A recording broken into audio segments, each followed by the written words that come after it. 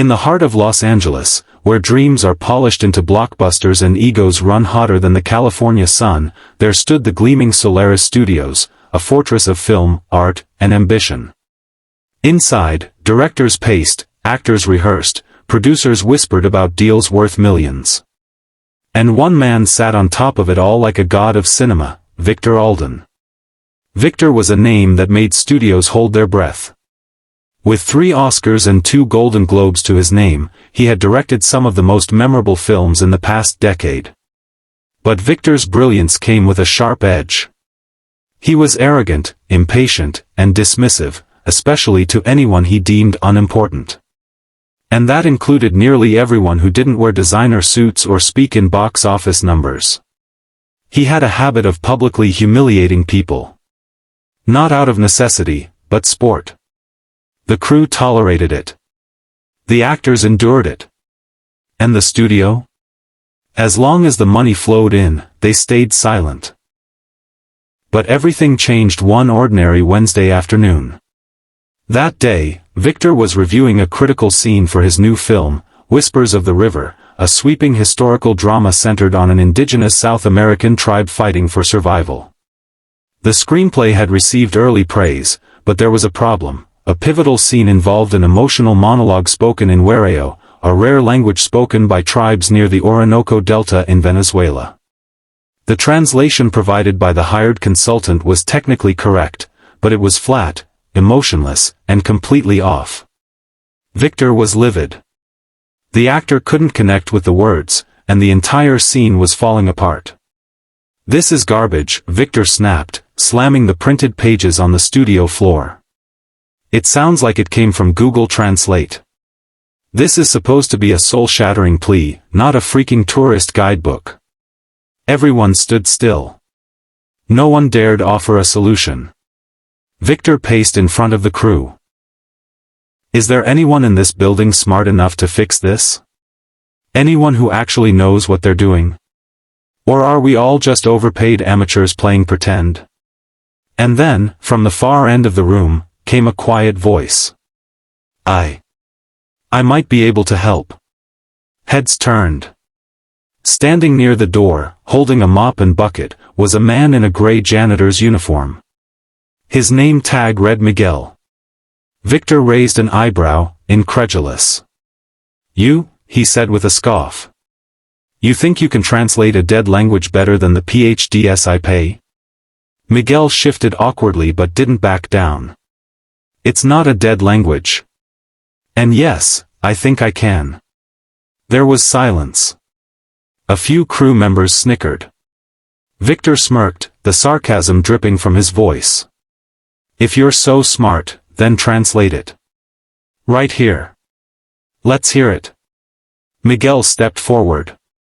He picked up the crumpled script from the floor, read the Huareo lines, and took a moment. He closed his eyes. Then he began to speak. But it wasn't just a recitation. It was something more. Miguel's voice transformed, resonating with pain, hope, and pride. His pronunciation was flawless, but beyond that, his tone carried weight. Emotion rippled through each word like waves in a storm. The words didn't just sound right, they felt right. The room, once filled with silent judgment, now stood in stunned stillness. When he finished, no one moved. Not even Victor. "Where did you learn to speak that way?" Victor finally asked, his voice quieter now, unsure. Miguel gently returned the script and replied, "I taught indigenous languages and linguistics at the Central University of Venezuela. For over 20 years. Huareo was my specialty." "But, you're a janitor."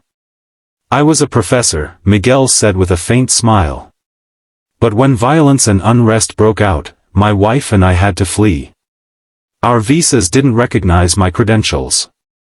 Cleaning was the only work I could find. But I never stopped studying. Language is my life." Victor was speechless. For the first time in years, he didn't have a clever comeback. One of the assistants, still misty-eyed from Miguel's performance, whispered, "That was better than anything I've heard in this film." Victor slowly nodded. Yeah. It was. Later that evening, Victor invited Miguel to his office. It wasn't grand, no cameras, no audience, just two men on opposite ends of life's seesaw. I owe you an apology, Victor admitted, something he hadn't said to anyone in over a decade. I judged you by your uniform. By what you do, not who you are. That was wrong. Miguel nodded respectfully but didn't gloat. Most people do. We all carry assumptions. Victor leaned forward. What would it take to have you consult on the rest of the script? I want every word to feel as real as what you gave us today. Miguel thought for a moment. Let me speak for those whose voices have been forgotten. That's all I ask. From that moment on, Miguel was no longer just a janitor. He became the lead linguistic consultant for Whispers of the River. His knowledge not only shaped the script, it elevated it. The actors listened to him. The crew respected him. Even Victor came to rely on his insight, not just for the film, but for understanding how language is tied to identity and emotion. When the film premiered 6 months later, critics were blown away. But it was the scene Miguel had translated that brought audiences to tears. Viewers around the world felt the raw humanity in those lines, spoken in a language they didn't understand, yet understood completely. The film was nominated for multiple awards. But the proudest moment came during the final credits, where a line appeared. Linguistic consultant, Miguel Santiago. But Victor didn't stop there. He personally used his influence to help Miguel's credentials be re-evaluated by U.S. universities. Within a year, Miguel was hired as a guest lecturer at UCLA. Eventually, he became a professor again. This time teaching a new generation of students how words shape the soul. And the janitor's uniform? It hangs, framed, on the wall of Miguel's office, next to a signed movie poster. A reminder of humility. Of struggle. Of unexpected second chances. In a world obsessed with appearances, it's easy to forget that wisdom wears many faces, and sometimes, it carries a mop. Kindness is not weakness. Humility is not invisibility. And sometimes, the greatest act of brilliance is simply choosing to listen.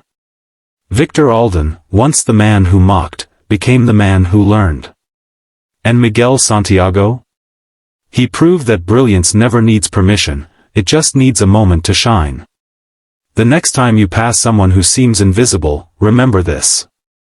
They might be carrying stories, languages, or truths that could change your world, if only you cared enough to listen.